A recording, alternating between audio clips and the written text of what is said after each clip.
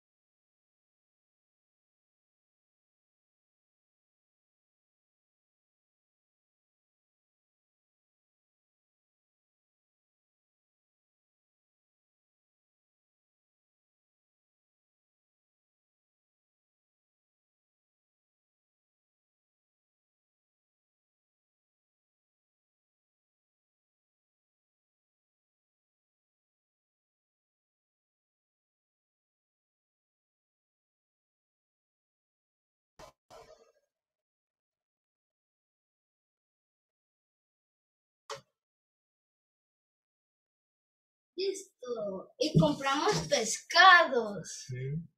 ¿Cuántos? Tres. Porque nos había muerto una cebra y otra cebra. Entonces compramos una cebra pequeñita y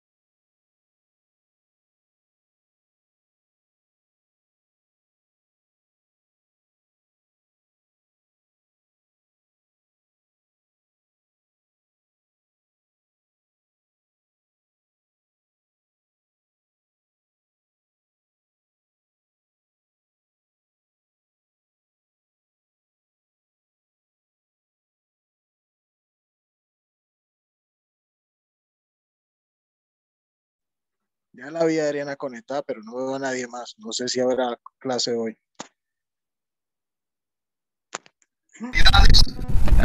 Perdón, buenas tardes. Buenas tardes. Bueno, estamos esperando que lleguen las otras personas y se conecte el profesor Mauricio, que ya estoy hablando con él, ¿sí? Nos vamos a retrasar un poquito, pero vamos a arrancar, ¿sí? Denme un minutico y ya que se conecten las otras dos personas y el profesor, ¿ok?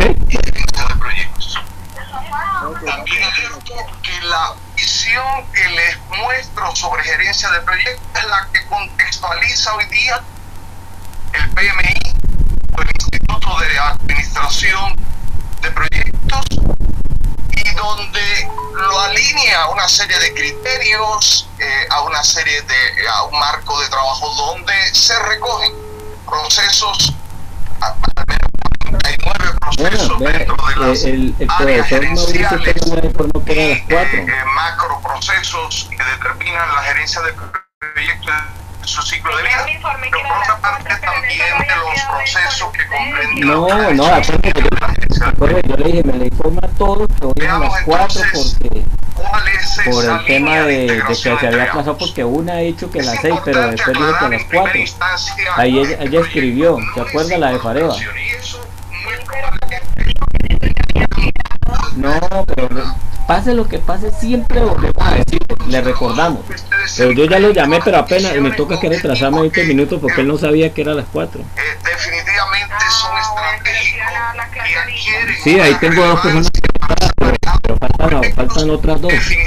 De todas maneras, hay que ver si los otros llegan, pero están Luis Adriana y Julio, faltan los otros dos. Y finalmente lo promueve como uno de los proyectos importantes. No, tenemos que, en eso no podemos bajar la guardia. A cada uno volver y llamar y decirle, no importa que uno vuelva a canción, hay que volver porque la gente es muy fresca. ¿Sí? No son iguales a las operaciones que hacemos permanentemente. No, ya arranqué la de proyectos, pero falta la otra. Después que se ha hecho una transición de los proyectos, sino que en realidad es un concepto diferente, un contexto especial donde tenemos sitios diferentes. Muchas veces un alto nivel de incertidumbre, más cuando se explora o se investiga, tareas que no son repetibles, amplia variedad de tareas y una fragmentación sustancial para ser, diríamos, gestionadas por especialistas desde diferentes campos del saber. También conocemos que hay diferentes tipos de proyectos que de acuerdo a su finalidad pueden ser de producción, social, educativo, comunitarios, de investigación, en fin, un universo grande de proyectos. Y por otra parte tenemos muchos ejemplos que permiten, destacar cada uno de estos proyectos y analizarlo de manera muy especial cada uno de esos tipos de proyectos. Petróleo, construcción, minería, en todos los sectores. Perdónenme, aquí tuve un error. Déjenme ver, sí. Y que por su contenido también pudiéramos decir que dentro de la propia compañía hay proyectos de creación de nuevos productos o servicios de carácter innovador. Hay también proyectos de creación, de desarrollo de sistemas o de digitalización o de desarrollo de software, que hay proyectos de gestión empresarial que apuntan al perfeccionamiento, mejoramiento de todo nuestro sistema de gestión, pero que también hay proyectos de construcción relacionados con obras civiles o arquitectura. Yo he querido de todas formas, con independencia a que no soy el especialista, son ustedes, como contratista o como gestores directos de la labor minera,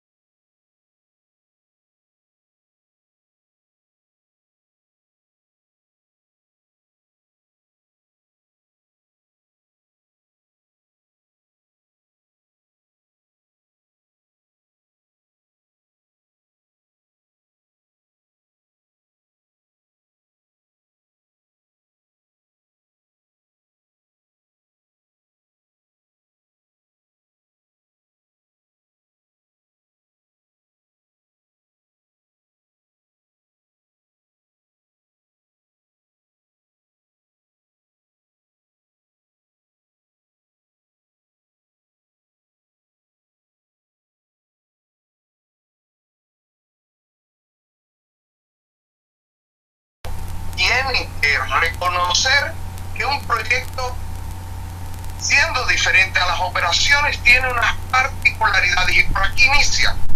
Tiene unas restricciones que no las tienen las operaciones, que tienen que funcionar, que pueden haber algunas que caractericen a las operaciones, pero que estas, las de proyectos, tienen que funcionar en un perfecto balance, en un perfecto equilibrio. Si muevo una, sé que las otras deben moverse proporcionalmente o de forma correspondiente. Por otra parte, también es importante reconocer que la gerencia del proyecto trata de aplicar todos los conocimientos, habilidades, herramientas, dado estos atributos que poseen los proyectos, para manejarlo con acierto y definitivamente garantizar que los objetivos traducidos en alcance, traducidos en un buen manejo de riesgo o en un buen manejo de la programación, sean cumplibles al final de la ejecución de cada proyecto. Al entregar cada proyecto debo haber sido capaz de poner en práctica conocimientos, habilidades y muchas técnicas o herramientas que me permitan cumplir todos los objetivos de ese proyecto y hacerlo exitoso. Este es el gran ciclo de vida de proyecto. Entonces, en el gran ciclo de vida de proyecto, porque es aquí precisamente donde tenemos que poner la primera atención. Dije al principio que los que coordinan la labor de seguridad, los que gestionan las diferentes actividades de seguridad y salud en el trabajo, no reconocen plenamente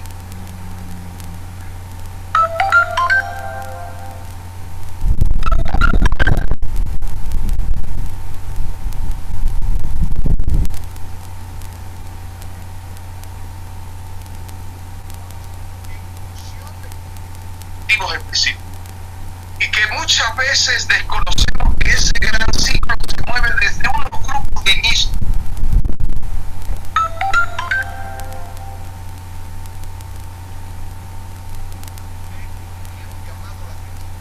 De los que coordinan o gestionan la seguridad del trabajo, es precisamente aquí donde se genera la primera reflexión. ¿Dónde actuamos dentro de ese ciclo? ¿Qué presencia tenemos en los proyectos y dónde intervenimos en los proyectos?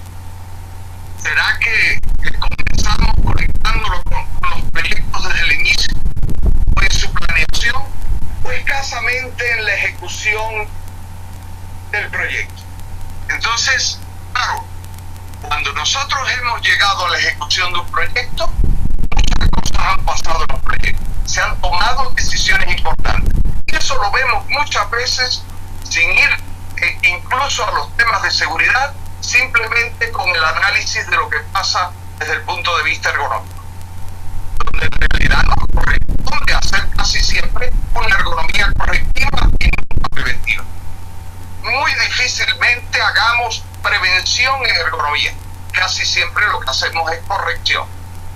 Por ende, se entiende muy fácil que nos interesamos por los proyectos cuando están en el proceso de ejecución, no antes.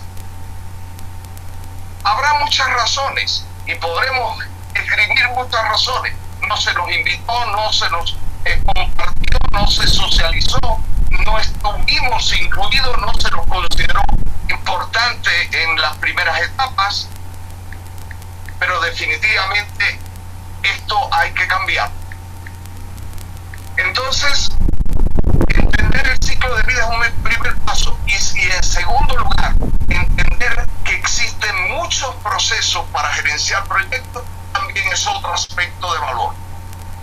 No lo voy a describir, no me voy a detener, sé que entrar a particularizar o a describir cada proceso, pues prácticamente me consumiría todo el tiempo. Creo que si hay algún interés específico en conocer mucho más sobre el proyecto, pues evidentemente allí abrimos un espacio solo para eso. Pero lo que quiero es que ustedes vean que solo la planeación, y la tenemos en la tercera columna, comprende 27 procesos. 27 procesos de los cuales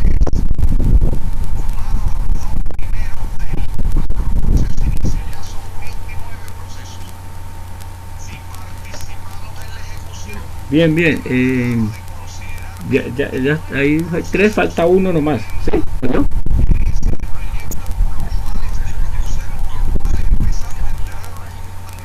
Ah.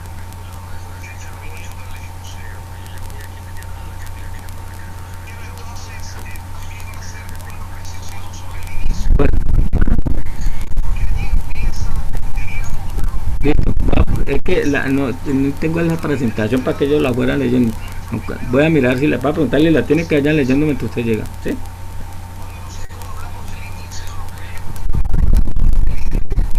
Por el WhatsApp.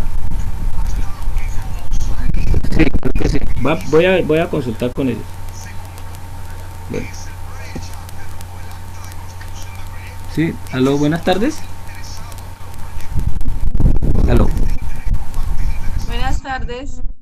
Tenemos un lapsus aquí porque como inicialmente se había hablado de que a las 6 y parece que el conferencista le llamó todo, pero se le fue la hora, pero ya va a llegar un momentico para que trabajemos.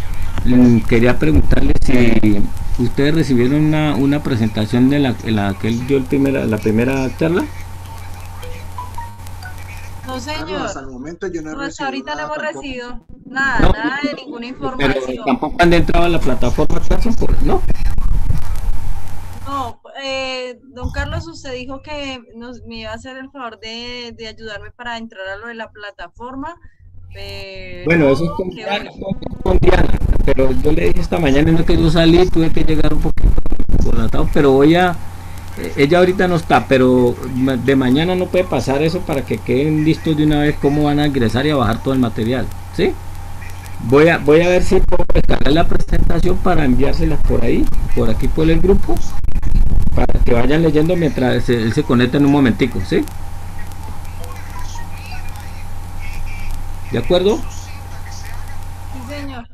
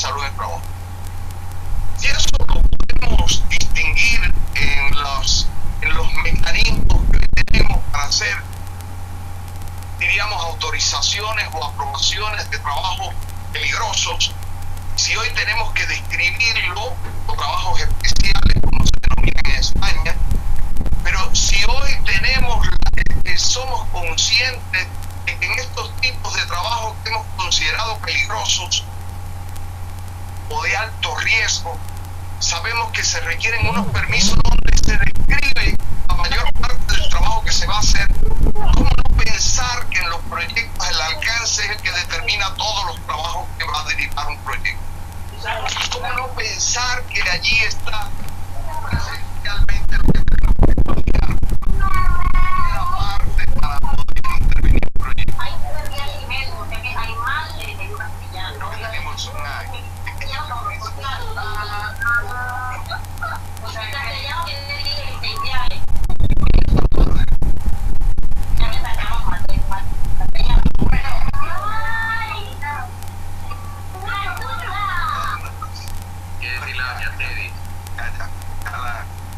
Ya la silencié. Bueno, entonces, de todas formas, yo asumí como metodología prácticamente hablar, y no sé si hay pausas o si ustedes quieren aclarar algo hasta aquí, pero no acumular, como ustedes deseen, no hay problema. Podemos hacerlo con mayor interacción. Para mí no tiene ningún tipo de dificultad. O alguien que esté revisando el chat y me vaya comentando, también puede ser. No me dejen hablar mucho si consideran que allí hay alguna duda o podemos aclarar algo un poco más. El hecho de hablar de alcance de proyectos, ya estaríamos incursionando en lo que es la planeación. Hemos pasado el inicio de proyectos y nos adentramos en la planeación. Y vemos que en la planeación hay procesos que deben ayudarnos a definir el trabajo que se requiere hacer dentro de cada proyecto para completarlo con éxito. Por lo tanto, alcance nos va a permitir no solo definir el alcance de los productos o entregables o componentes de un proyecto, sino también el propio alcance de proyecto. Por eso es que en realidad nuestra visión sobre los proyectos en lo que es planeación comienza aquí. ¿Y qué otra cosa vemos dentro del alcance? Dentro del alcance nos interesa entonces cómo se recopilan los requisitos, qué requisitos tiene que cumplir cada proyecto, qué esperan las partes interesadas de ese proyecto, qué requisitos se ha establecido por los diferentes interesados de ese proyecto de acuerdo a su nivel de influencia, de acuerdo a su nivel de interés, de acuerdo a su poder, qué requisitos tenemos planteados en cada uno de los proyectos. Fíjense que esto es esencial. De aquí prácticamente se va a determinar posteriormente el enunciado, la definición de alcance y el enunciado que vamos a tener de cada alcance. Tener también muy presente que cuando hablamos de alcance de proyecto nos referimos a esos grandes trabajos que comprende un proyecto. No vamos a hablar de tareas, no vamos a hablar de actividades en este momento, pero sí hablamos de los grandes componentes que forman parte de un proyecto. Y aquí es donde comenzamos a entender los proyectos. Perderse esta oportunidad es entrar con demasiado atraso a gestionar la seguridad y salud del trabajo en un proyecto. Porque esto es entender la esencia de los trabajos comprendidos en un proyecto. Aquí nos enteramos de no solo los tipos de componentes ni los diferentes abordajes que tiene, digamos, cada uno, de la manera en que se va a abordar cada uno de los entregables, sino además de qué forma se va a hacer y qué requisitos fueron los que determinaron ese trabajo, ese alcance que estamos tratando de lograr con el proyecto. Por eso aquí aparecen requisitos del negocio, de los interesados, de calidad, de transición, de soluciones que son tan esenciales. Y diríamos que allí en las de soluciones están todos los requisitos funcionales de ese proyecto, de esos componentes que forman parte del proyecto. Y todos los demás. Bien, una preguntita, la presentación del ingeniero Mauricio. Por otra parte,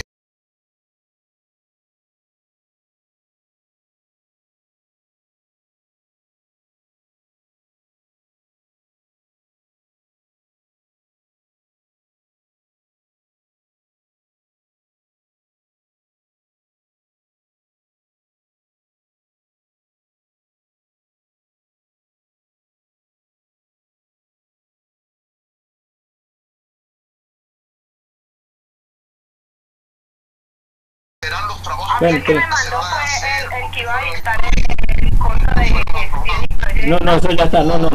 Ahorita estoy enredado con alcoholemia. alcoholemia.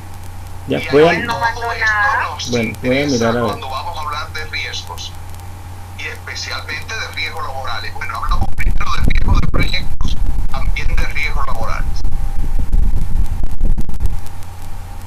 Después después que tenemos la definición del alcance, entonces entramos al proceso estructural de descomposición de los trabajos de los proyectos.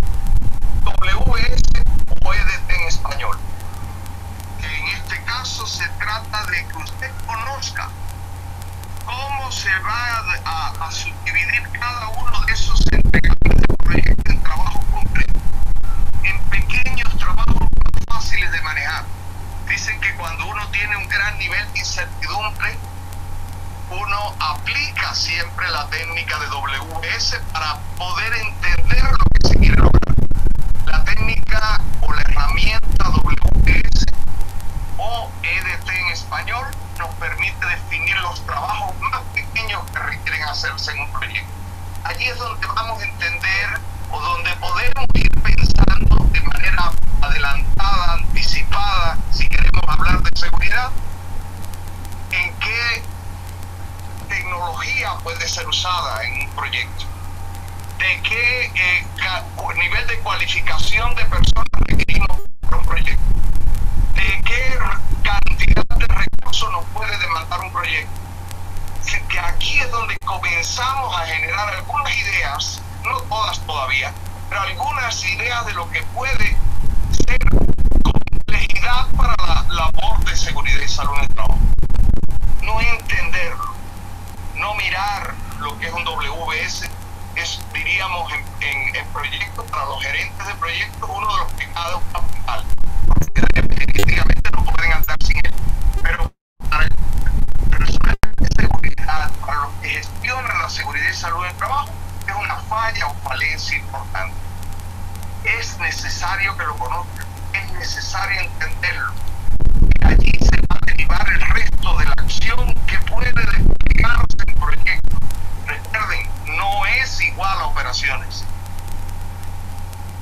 Integrando entonces la gestión en seguridad y salud en el trabajo, en el ciclo de vida del proyecto, ¿dónde podríamos actuar?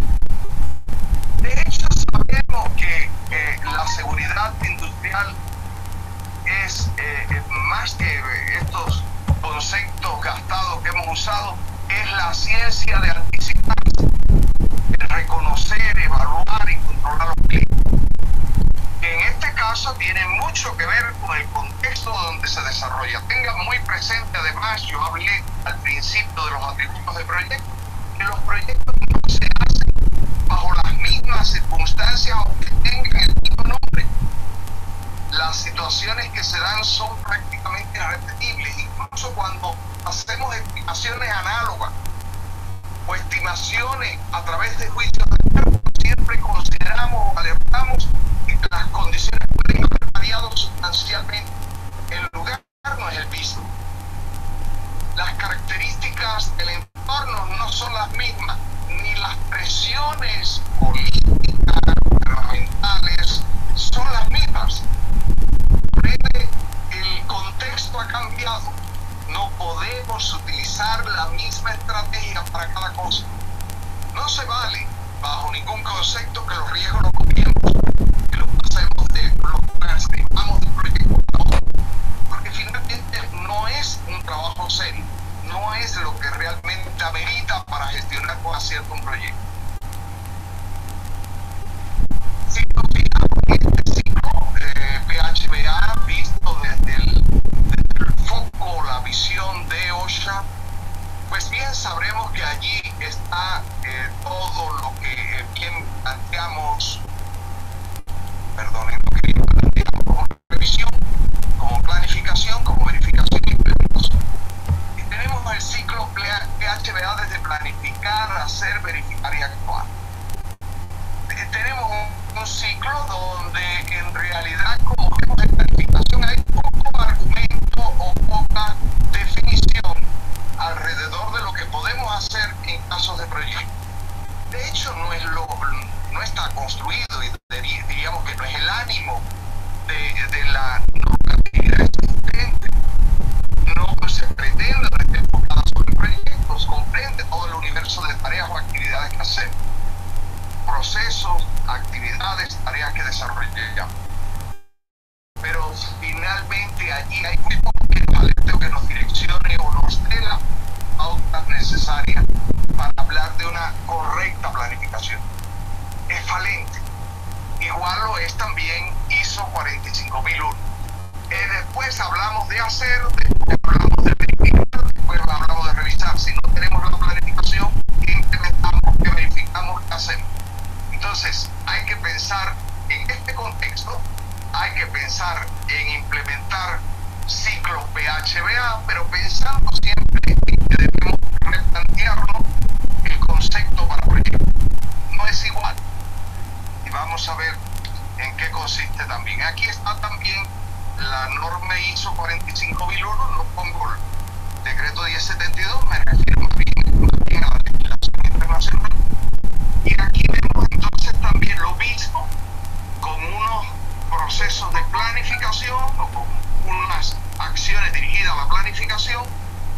acciones también dirigidas al apoyo, a la operación, a la evaluación, a la mejora del contexto, pero también liderazgo y participación de los trabajadores.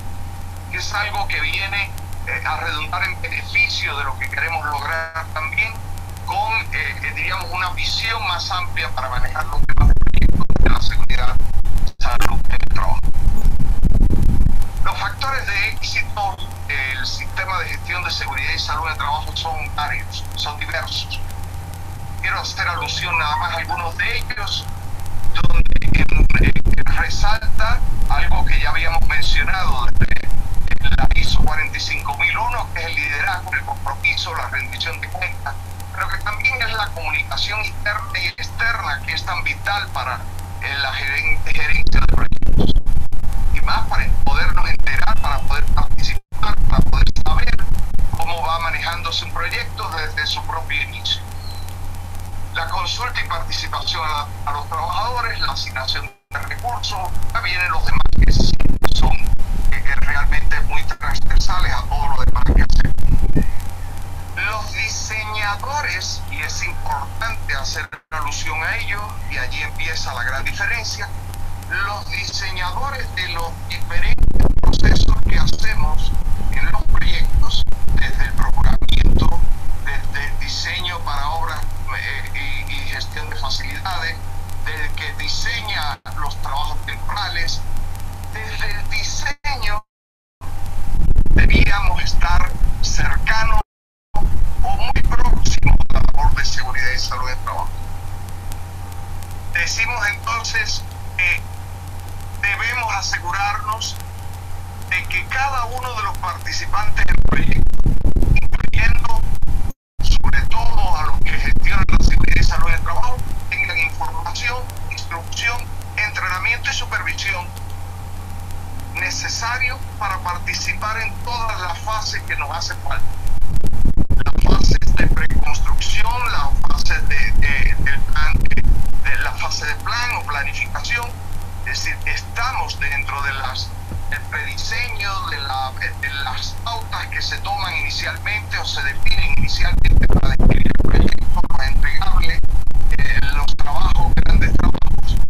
Desde que se define el plan, fíjense que desde el propio plan, aquí ya hay una intervención de la gestión o gerencia de seguridad y salud del trabajo, de la identificación de los sitios riesgosos y aspectos riesgosos del proyecto, y no hay que esperar ejecución, no hay que esperar monitoreo y control para desarrollar una labor más directa, más activa o dinámica o de prevención realmente en seguridad y salud en el trabajo.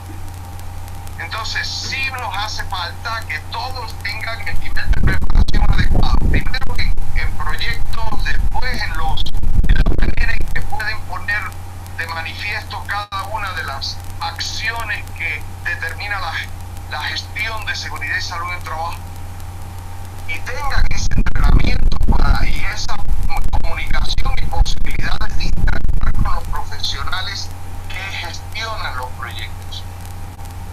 Habría un análisis y evaluación de riesgos en proyectos que siempre, diríamos, es un aspecto esencial. Se hace de forma temprana y diríamos que por allí empieza lo que hoy llamamos prevención en seguridad y salud en el trabajo, consciente de que no es todo, consciente de que para decir que somos proactivos en seguridad y salud en el trabajo no basta con esto. Incluso yo les puse como ejemplo algo que ustedes, para ustedes es, perdonen, es más común, que puede ser la matriz INTER, identificación de riesgos, evaluación de riesgos y medidas de control, que es es una acción que desarrollan ustedes casi de manera previa al desarrollo de las labores, pero en realidad de manera preventiva al desarrollo de todo. Aún así, de todas formas decimos, es indispensable tener una estrategia más sólida para desarrollar la prevención, más proactiva para desarrollar la prevención. Bueno, entonces, ¿qué es lo que realmente hace falta para mejorar la efectividad de la integración de todo lo concerniente a seguridad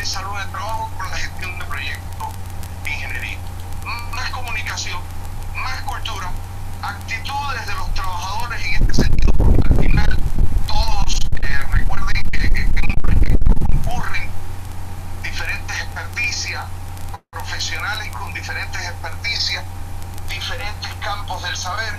A todos debemos ser capaces de alinearnos en el sentido de identificar situaciones de riesgo, de comunicarse con los profesionales de seguridad y salud en el trabajo, de ser partícipe de las decisiones de prevención que se tomen desde este momento. Además, contar con motivación, habilidades necesarias para desarrollar cada una de las acciones necesarias para una efectiva integración. Tener también presente que en un proyecto participa el gerente, el equipo de gestión de riesgo, los miembros de ese equipo, los clientes, los expertos, los usuarios, partes interesadas, especialistas, y finalmente en un proyecto concurren muchos profesionales, como les decía, desde diferentes dimensiones del campo de saber.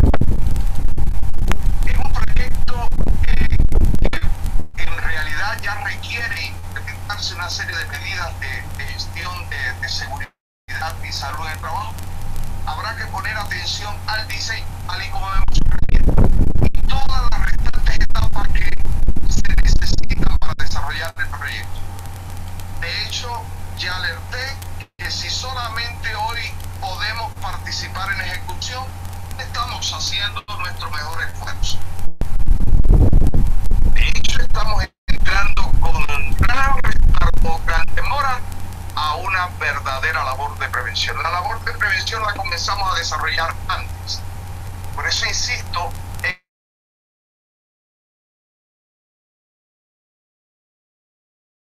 el diseño.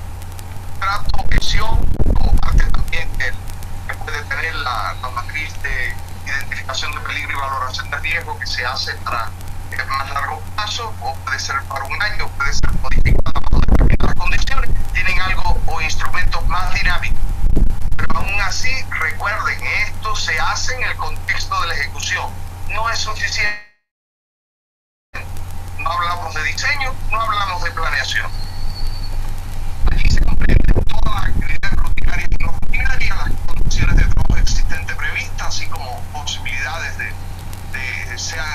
que los trabajadores que lo desempeñan o colaboradores que estén desempeñándolo sean sensibles a determinados factores, pero para ustedes se apoyan para eso. Incluir medidas de protección de los trabajadores en situaciones de discapacidad o protección especial. Bueno, al final los aspectos que están comprendidos dentro del procedimiento. Allí debe haber, desde esos momentos, debe haber una interacción permanente entre diseñadores y contratistas, que en realidad pueda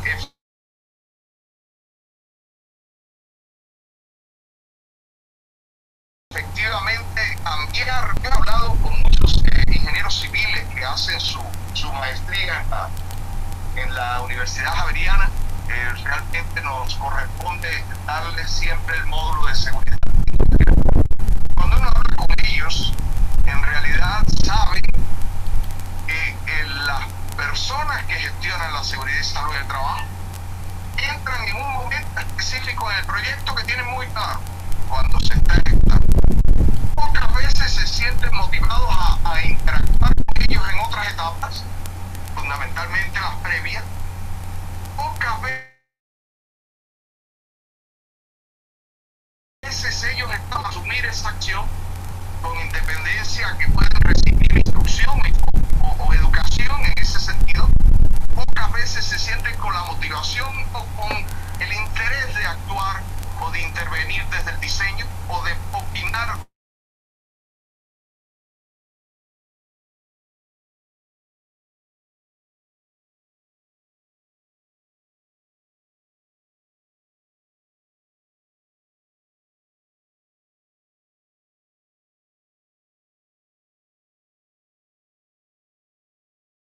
Desde el diseño.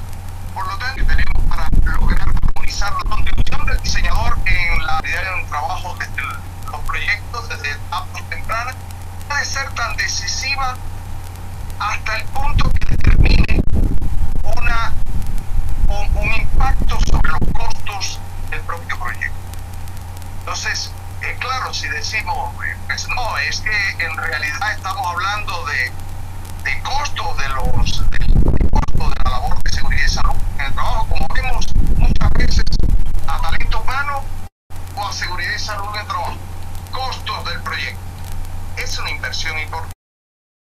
también es valor que le adicionamos a los proyectos, está relacionado con las buenas decisiones que tomamos desde un inicio, con las mejores que podemos tomar desde un inicio. Y aquí es un caso sencillo de una baranda o barandilla, o anclaje del techo. ¿Cuál de las dos es más conveniente para evitar caída? Pues dirán ustedes, si estamos en un escenario como este, pues esta es indudablemente la más apropiada. Pero si tendríamos la opción, si tuviéramos la opción, incluso en espacios cerrados, donde tenemos también la posibilidad de hacer un anclaje al techo, como ven ustedes en la tercera imagen, lo haríamos de este modo, o preferiríamos poner una plantilla.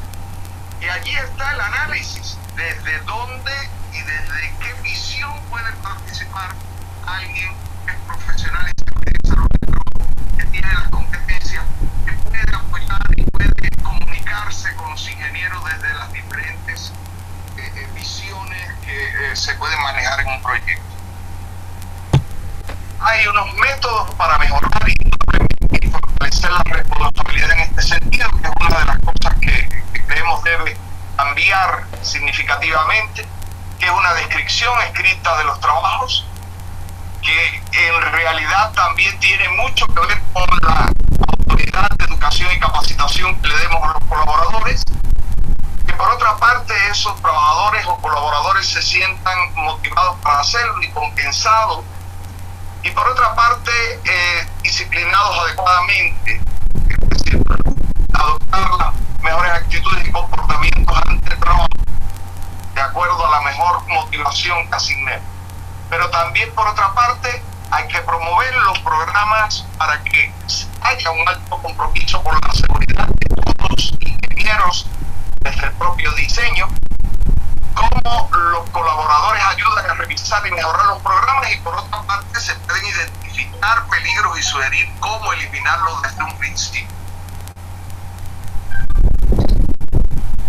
En el contexto de la planeación hay muchas cosas que hacer. Realmente podemos partir de este mismo EDP que habíamos visto y conocer un poco más a fondo el proyecto. Aquí tenemos una forma en que empezamos conociendo. No tenemos actividades, no tenemos tareas en este momento, pero sí podemos entender la naturaleza del proyecto y los diferentes componentes que forman parte del mismo. Y en diferentes niveles de jerarquía o estructura que adquieren estos EDP, saber cuáles son los materiales, cuál es el equipamiento más apropiado, como les decía. Si tenemos en cuenta entonces toda esta gran clasificación de riesgos que ya dominamos desde el área de seguridad y salud en el trabajo, si tenemos en el foco puesto, la atención puesta sobre los diferentes factores de riesgos, que finalmente lo hacemos cuando los identificamos como peligro. Esto en España sigue siendo riesgo, nunca han tomado la decisión de hablar en términos diferentes. Ellos identifican y evalúan riesgos, nosotros tenemos una separación y hemos establecido una gran separación en ese sentido. Hablamos de identificar peligros y evaluar riesgos. Pero en este caso, si ya reconocemos que existe, ahora, ¿cómo construir una integración, cómo elaborar un proceso de integración entre lo que conocemos de los proyectos, que tiene que ver con los paquetes de trabajo y su nivel de desagregación de todos los trabajos que comprenden, para identificar los peligros, hacer o tomar los niveles de eficiencia más adecuados para el manejo de las medidas de control existentes, y cómo evaluamos cada uno de los riesgos para llegar a la intervención. No está lejos de la matriz que hoy conocemos, pero ciertamente está más cerca de los proyectos partiendo de los EDP, tal y como lo hacemos para cuando vamos a definir riesgos en proyectos. En este caso lo estamos planteando para definir los riesgos laborales que pueden existir o que pueden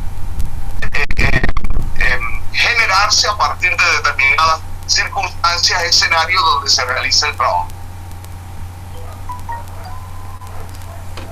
De hecho, entonces estaríamos insistiendo en que el mejor enfoque de gestión de riesgo y prevención para proyectos se haga sobre la misma enfoque que tenemos hoy para el control o para la ejecución o desarrollo del control, con esa jerarquía de los controles, que lo hagamos desde muy temprano, desde el propio diseño.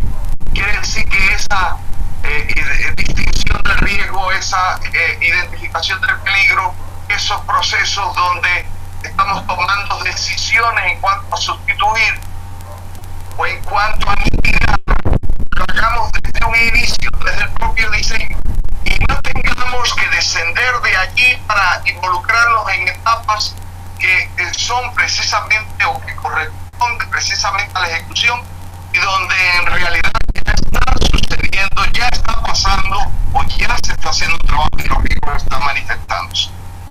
Que lo hagamos desde allá, desde el momento en que advertimos el peligro y las medidas que tomamos o podemos tomar desde el propio inicio. Tengan además presente que cuando se está haciendo la planeación de un proyecto y estamos abordando la gestión de costo y presupuesto de los proyectos, tenemos la posibilidad de incorporar algo que llamamos reserva de contingencia. Y esa reserva de contingencia es precisamente para todo tipo de riesgo que esté presente y la manera en que lo vamos a gestionar. En realidad puede ser totalmente prevención, como mismo hacemos con la calidad, totalmente prevención, y lo ponemos o lo adicionamos al proyecto desde el propio proceso de planeación. Y es el lugar más pertinente. En mi experiencia, bien, ya casi. Listo, bueno, ya estoy pendiente. Formas de actuar de una empresa no, que la presentación no pareció, ¿verdad? en Bueno. Cartagena, y ellos en los proyectos No, la presentación no para ellos era esencial que los profesionales de seguridad y salud en el trabajo pudieran estar presentes en toda la planeación. Por lo tanto, claro que al llegar al presupuesto ya se había pasado por alcance y cronograma.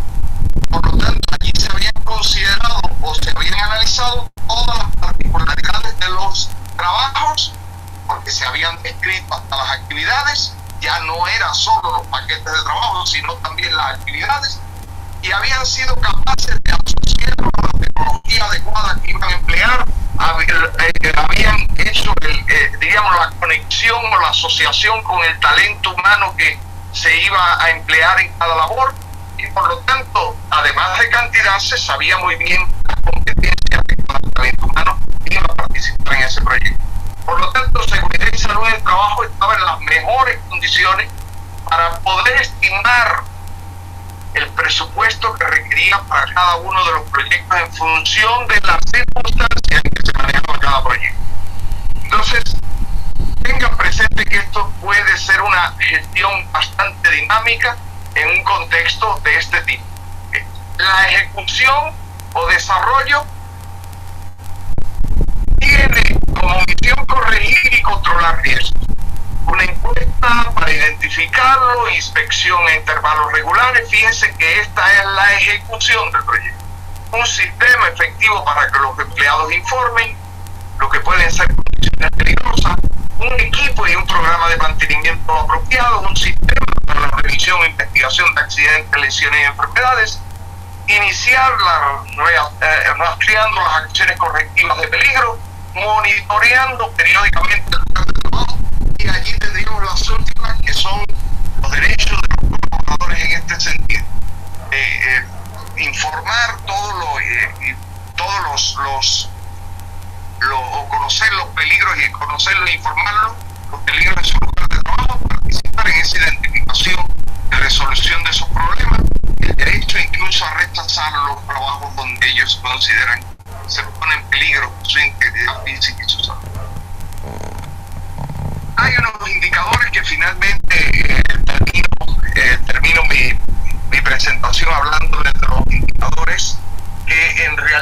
muchos de ellos tienen la posibilidad, hoy sabemos desde el decreto 1072, desde antes utilizábamos indicadores mayormente reactivos, pero hoy tenemos la posibilidad de ser más incisivos en indicadores proactivos que tienen que ver con el proceso, con la estructura del sistema de gestión de seguridad y salud del trabajo, con los tantos procesos y la estructura del sistema de gestión, que en realidad nos permita actuar de forma proactiva en cuestión de seguridad y salud del trabajo.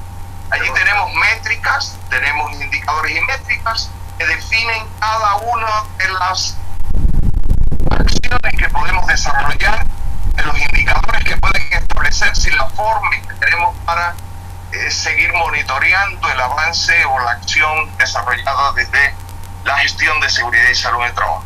Miren los programas de auditoría, los programas de limpieza, todo lo que podemos hacer, perdónenme, volví a ir al final. Pregunta. Sí, claro. Buenas tardes. Buenas tardes. Gracias pues por la participación. La pregunta es si la Gran Colombia está interesada, digamos, en a partir de algún momento o de algún tipo de contrato, indicarle al contratista de la necesidad de presentar un plan de gestión de riesgo, o se van a llevar en conjunto, o seguimiento, pues como el cumplimiento de ese tema de salud, ocupación de seguridad industrial. ¿Cuál va a ser la política entonces? Mire, muy bien, y esa es una pregunta pertinente, claro, reconociendo que política, yo no solamente sugerirles, pero diríamos que en realidad cuando uno tiene contratistas, cuando uno tiene ejecutores de proyectos, realmente busca, además de cumplir con todos los requerimientos que tiene, que hoy sabemos tiene la parte o la intervención de contratistas en nuestras empresas, pues que en realidad haya definiciones claras de cómo desarrollar. Sí. Aló, buenas tardes, Mauricio. Buenas tardes. Buenas tardes, don Carlos, ¿cómo me le van? Bien, gracias. Mauricio, ya lo noté como anfitrión para que pueda coordinar, porque esto me quedó, no podemos buscar los dos, sino que queda usted como anfitrión, sí, mientras hace la presentación, ¿oyó? Le agradezco mucho, ya estoy cuadrando lo de la presentación y ya empiezo. Ajá, bueno, ahí están las 4 participantes y arrancamos con la, ¿sí? Bueno, señor, muchísimas gracias. Cualquier cosa, yo estoy aquí pendiente, por si algo.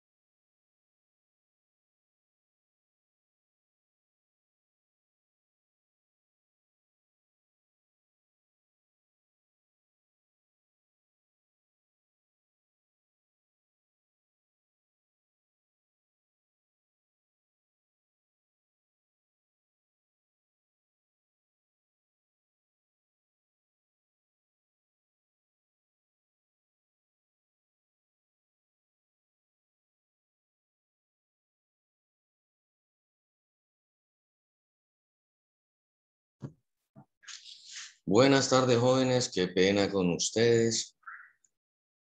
Yo me quedé con el asunto de que íbamos a arrancar a las 6, pero bueno, gracias a Dios arrancado más temprano porque que madruga Dios le ayuda, dicen por ahí. Buenas tardes.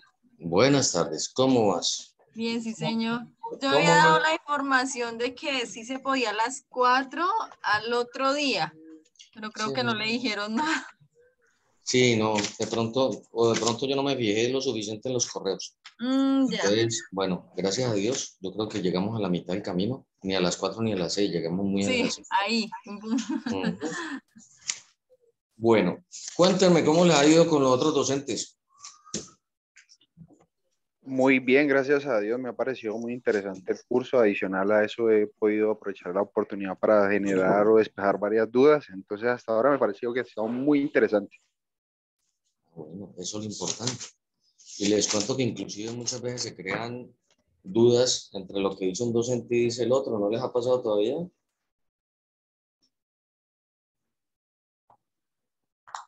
¿No les ha pasado que de pronto dicen, es que un docente dijo una cosa y el otro docente dijo otra? Todavía no hemos llegado allá. No, todavía no, pues en el caso mío no. Ah, bueno, bueno. No, señor, todavía no ha pasado. Qué bueno, ya nos estamos poniendo bien de acuerdo todos los docentes. No, mentiras. Y yo creo que lo que les estoy comentando viene siendo una situación hasta buena. ¿Hasta buena en qué sentido? En que definitivamente cada profesional ve este tema desde su punto de vista y su óptica. Entonces muchas veces puede que no opinemos lo mismo y precisamente después de estas clases nos sentamos y a ver a qué conclusión llegamos y qué es lo más sano. ¿Sí? Entonces ya estuvieron con el médico y estuvieron con la abogada, ¿cierto? La abogada Carolina, sí, señor. Eso. La abogada Carolina, me imagino que le explicó mucho la parte legal desde el punto de vista, desde la parte laboral, ¿cierto? O Sí, desde señor. bueno, y el médico, obviamente, pues como médico le dio un montón de cosas y me imagino que también les explicó la ley de Henry, ¿cierto? Sí, señor. Ah, bueno, pero entonces ustedes ya por lo menos tenían la basecita ahí más macheterita para entender la más técnica. Bueno, entonces hoy vamos a seguir. ¿Sí están viendo la pantalla que les estoy compartiendo? Sí, señor. Bueno, por ahí era que íbamos, ¿cierto? ¿O me equivoco?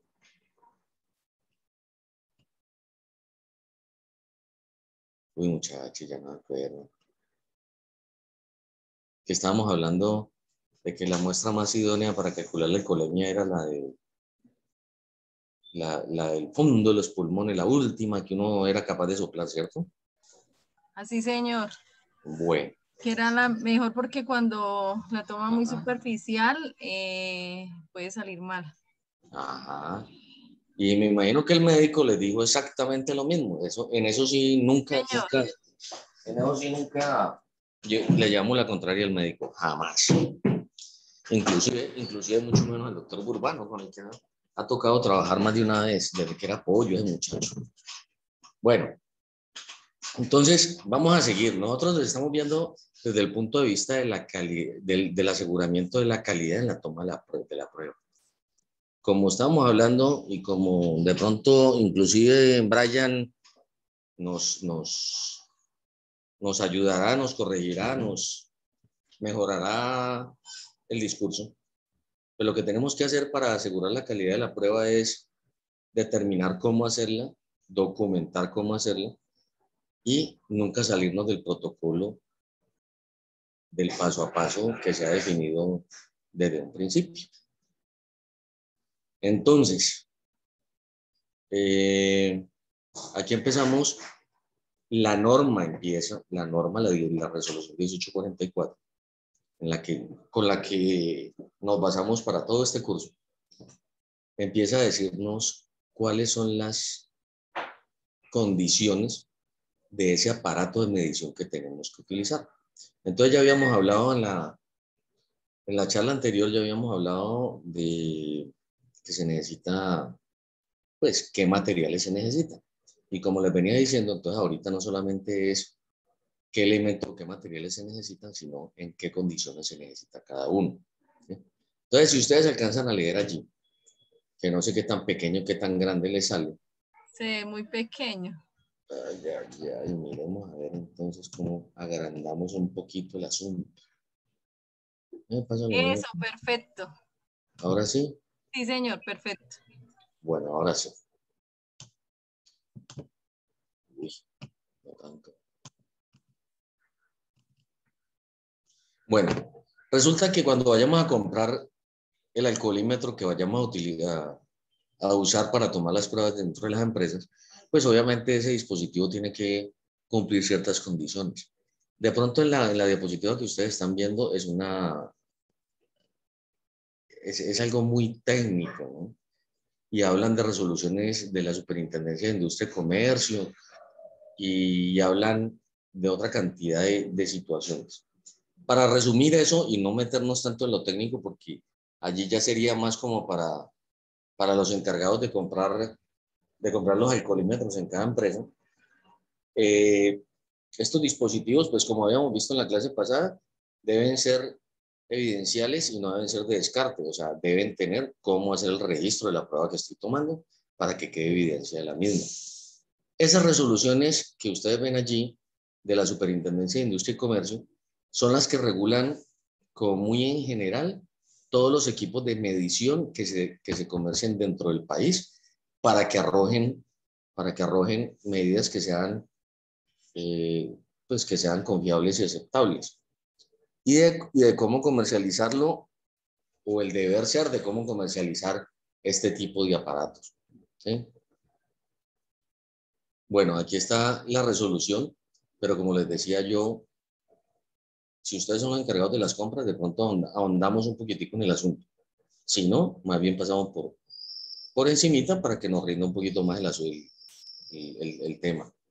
¿Alguno de ustedes es encargado de realizar las compras como tal en la empresa? En mi caso, no. Yo lo único que hago es cotizaciones, pedir las cotizaciones y dar mi opinión de cuál sería la mejor opción. Ya. Y la otra es 2 personas, 3 personas, 2 personas. No, señor. No. Ah, bueno. Bueno, pero entonces sí, por lo menos mencionemos, ya que me dicen, yo me encargo de cotizar y de opinar, ya todo el proceso contractual lo hace otra persona. Obviamente los abogados que se encargan de los procesos contractuales, lo que hacen es apoyarse mucho en la parte técnica, ¿no? Y precisamente los técnicos vamos a ser nosotros. Entonces, ¿cuál es el asunto? Que tenemos que comprar un alcosensor que haya pasado, miren ahí que dicen fase de la evaluación de la conformidad, que es uno de las resoluciones de las que inclusive habla la resolución que estamos estudiando. Es una resolución que es mencionada por la 1844, pero que se ajusta a lo que ya estaba dicho por la Superintendencia de Industria y Comercio. Entonces hablan de que todo aparato de eso debe pasar por una fase de evaluación de la conformidad. O sea, previo a la comercialización e importación, todo productor o importador de instrumentos de medición sujetos a control metrológico deberá demostrar la conformidad de sus instrumentos en la forma en que lo establezca el reglamento técnico metrológico correspondiente. ¿Cuál es el asunto? Lo que está diciendo esta resolución es que antes de importarlo o antes de producirlos, se deben ajustar a lo que diga el reglamento técnico correspondiente para cada aparato. Como les decía yo, esta resolución esta resolución de la que estamos hablando en esta diapositiva es muy general porque habla de instrumentos de medición y sujetos a control metrológico. Entonces estamos hablando de básculas, estamos hablando de ciertos aparatos de laboratorio, estamos generalizando todo instrumento de medición. Para el caso que nos compete a nosotros, entonces dice en la forma en que lo establezca el reglamento metrológico correspondiente. De aquí para adelante vamos a ver precisamente cómo es que debe estar configurado el aparato para no comprar de pronto cualquier alcoholímetro que los venden. En San Andresito venden unos muy bonitos de 40, 50 mil pesos que son de descarte, que no nos van a servir para tomar el tipo de pruebas que necesitamos nosotros, que de pronto en determinado momento nos van a servir para un proceso disciplinario o inclusive para defendernos ante un problema contencioso en la parte laboral. Entonces, nos dice, debe estar configurado con el factor de conversión 2100 a 1. ¿Por qué ese factor de conversión 2100 a 1? Por todo lo que hemos votado corriente con el cuento de la ley de Henry. O sea, que no nos vayan a salir con el cuento de que es que no es en gramos, sino en kilogramos, que no es por cada 100 mililitros de sangre, sino que es por cada litro de sangre. O sea, aquí ya estamos hablando de 2100 a 1. Debe tener la calibración vigente. Estos aparatos precisamente, como vienen siendo evidenciales y los vamos a utilizar para tomar pruebas, bien sea para decir que el sujeto al que le estamos tomando la muestra está con alcoholemia positiva, o por el contrario, para aseverar que estaba en buen estado en determinado momento. Entonces, estos aparatos deben tener una calibración con cierta frecuencia, como nos lo dice esta diapositiva. Entonces, debe tener la calibración vigente, la cual se debe mostrar mediante una etiqueta que indique que ha sido calibrado y también certificado o informe de calibración que debe reposar en la hoja de vida del analizador. O sea, si bien es cierto que las normas técnicas nos dicen qué debemos hacer y no cómo debemos hacerlo, aquí sí nos están diciendo cuáles son las opciones que tenemos para evidenciar o para demostrar que está debidamente calibrado. ¿Sí? Bueno, la otra es que esos proveedores del servicio de calibración, o sea, ya nos vamos más allá de que lo compré. Después de que lo compré, obviamente cuando los compro me vienen calibrados, me vienen con certificado de calibración y de todo, así como cuando uno compra un vehículo nuevo que viene con certificado de gases de fábrica. Entonces, ya cuando se llega el tiempo de la primera calibración, tampoco puedo contratar al de San Andresito, tampoco puedo contratar al del laboratorio de la esquina, ni al que me arregla celulares allí a la vuelta. Tengo que contratar un laboratorio que tenga competencia técnica para realizar este tipo de calibraciones. Aquí nos habla de un anexo. Ya me dijo don Carlos que como que no les había llegado ni la presentación mía ni los anexos que regularmente yo comparto. Sí me gustaría más bien que cada uno de ustedes me diera su número de celular para yo más bien compartirlo directamente, así sea por WhatsApp. Entonces no sé si me regalan un minutico y hago el paréntesis para tomar los números de teléfono de ustedes, ¿vale? Sí, señor. Julio César. Sí, Mauro, está bien, lo que pasa es que hay una fallita acá, pero de todas maneras... No, por eso no te preocupes, o sea, no te preocupes. Es que y acá se les envía, ¿no? O sale por un lado, sale por el otro, pero sí me gustaría... Pero que llegue, estamos de acuerdo. Bueno. Bueno, Julio César. Sí, Mauricio. Nombre mío completo es Julio Pozo. Ajá. El celular es 310. Sí, señor. 435. Sí. 12. Sí. 64. 64, sí, señor. Carlos Cuellar.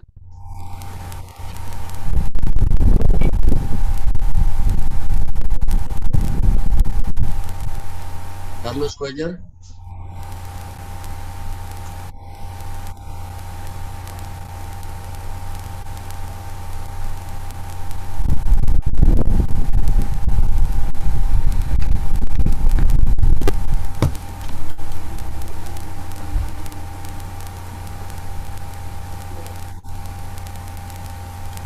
¿Qué pasó? Bueno, Carlos.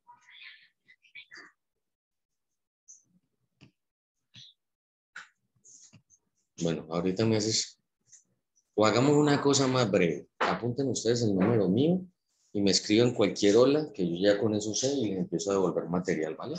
El número de teléfono mío es 317-817-2878. 317-817-2878. Entonces, si me mandan cualquier hola, con eso tengo para compartir con ustedes el material y la resolución como tal.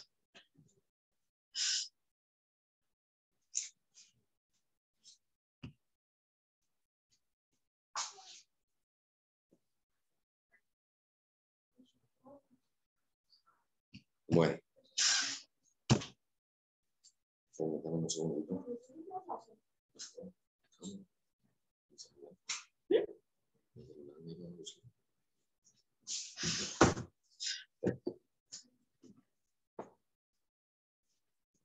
¿Aló? Hola, ¿me están oyendo? Perdón, qué pena. Lo que pasa es que yo no estoy muy acostumbrado a la virtualidad.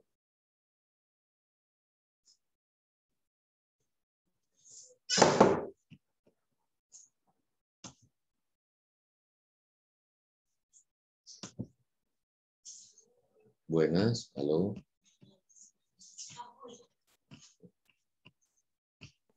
Sí, Mauricio, yo lo escucho. Ah, bueno. Lo escucho. Pensé que se me había ido el audio. Yo también escucho. Ya me estaba sintiendo solo. Y están viendo la pantalla, ¿cierto?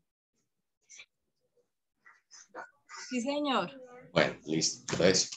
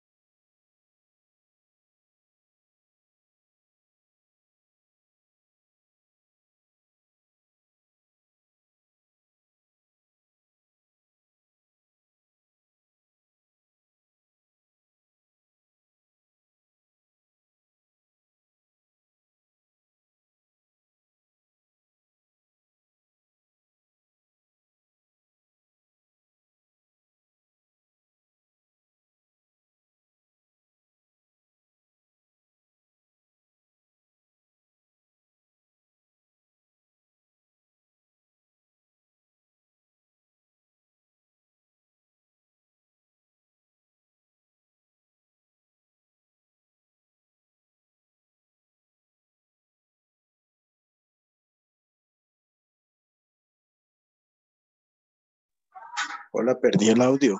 No escucho nada.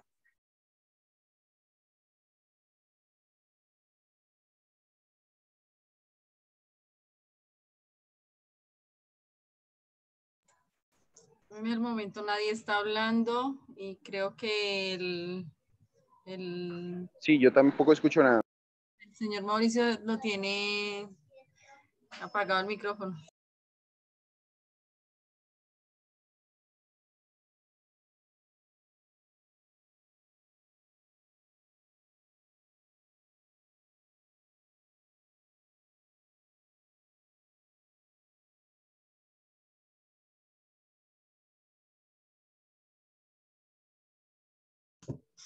ay, qué pena con ustedes, definitivamente, qué cosa.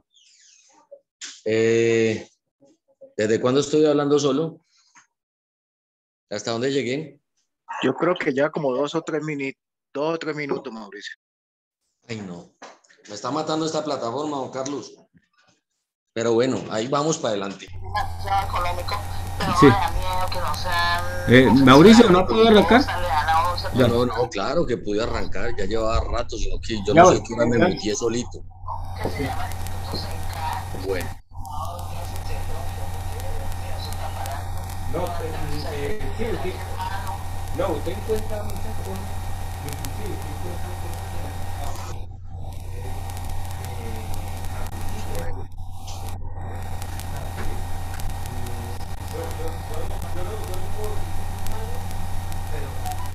como ahora sí sé que me están oyendo. Don Carlos, le agradecería que silenciara el micrófono.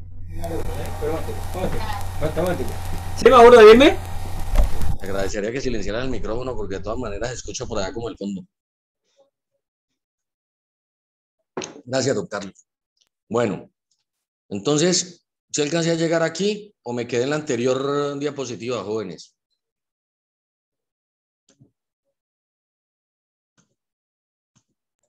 Anterior. Ave María. Sí, en esa. Boté corriente solo lo que no se imaginan. Sería en esa. Bueno, en esa. Entonces estábamos hablando precisamente por dónde íbamos. Que el proveedor tenía que tener condiciones y que el calibrador también debería tener condiciones.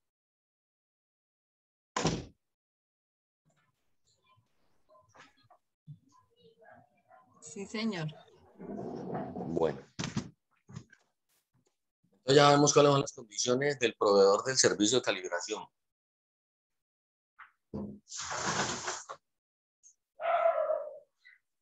Eso es otra situación que vamos a tener que tener en cuenta. Y que nos lo dice el anexo número 1, que les dije que cuando ustedes empezaran a mandarme eso, yo ahorita les mando la resolución va completa con los anexos. O sea, la resolución es relativamente corta, sino que la resolución lo que hace es adoptar el manual que estamos estudiando y que tiene todos estos numerales que estamos viendo en este momento, ¿vale? La frecuencia de calibración debe ser cada 6 meses. Utilícese o no se utilice el alcoholímetro. ¿Por qué eso? Más que porque realmente el aparato se descalibre con mucha facilidad o que se descalibre con esa frecuencia, es más bien por darle confiabilidad a la prueba y que la gente no diga, ay, es que eso no estaba hace mucho rato calibrado y quién sabe si se descalibró. Pero eso más o menos lo puede uno comparar con otros aparatos de medición o inclusive con cualquier otro aparato. Alguna vez hablábamos con el proveedor de los alcoholímetros intoxímetros, porque nos llegó una petición en que decía cuál es la vida útil de un alcosensor. Y obviamente la estaba haciendo un pool de abogados que estaba defendiendo a alguien que se le había hecho una prueba de alcoholemia y la licencia de conducir se iba a suspender. Entonces yo le hago a ustedes yo le hago a cualquiera de ustedes una pregunta. ¿Cuál es la vida útil de un automóvil? Pónganme en el carro que sea y la marca que sea, del valor que sea. ¿Cuál es la vida útil de un automóvil? Yo creo que la vida útil de un automóvil es dependiendo de los mantenimientos que uno le está haciendo al vehículo. Si no le hace mantenimiento, el vehículo se acaba rápido. Esa fue la respuesta que nos dijo exacta, mejor dicho, las mismas palabras. Y nos dijo, por eso es que todavía vemos carros modelo 26, Forte, funcionando en los desfiles de carros viejos. Y eso quiere decir que le han dado un buen mantenimiento y que ya va a cumplir 100 años y sigue funcionando. Los alcoholímetros son exactamente lo mismo. Y esa es la otra. Si hablamos no solamente de la vida útil, sino que hablamos de la calibración como tal, entonces comparémoslo en un automóvil con el cuento de necesito sincronizarlo. Entonces, perfectamente uno dice, bueno, ¿cuánto dura una sincronización? Entonces, también depende de quién lo maneje, cómo lo maneje, qué tan pendiente esté de cambiarle el aceite o no esté de cambiarle el aceite. Entonces son cosas que influyen, pero que la norma nos puso a calibrarlos cada 6 meses, precisamente como para dar esa confiabilidad y esa seguridad jurídica de que no haya lugar como a error o a pensar de una manera diferente. Bueno. Entonces, le estaba diciendo yo, botando corriente aquí solo, hablando como un loco. Estaba hablando de que este numeral de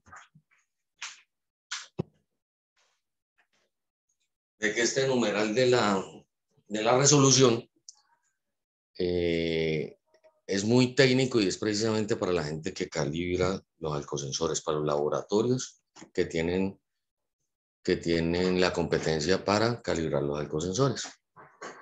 Entonces, es el cuento de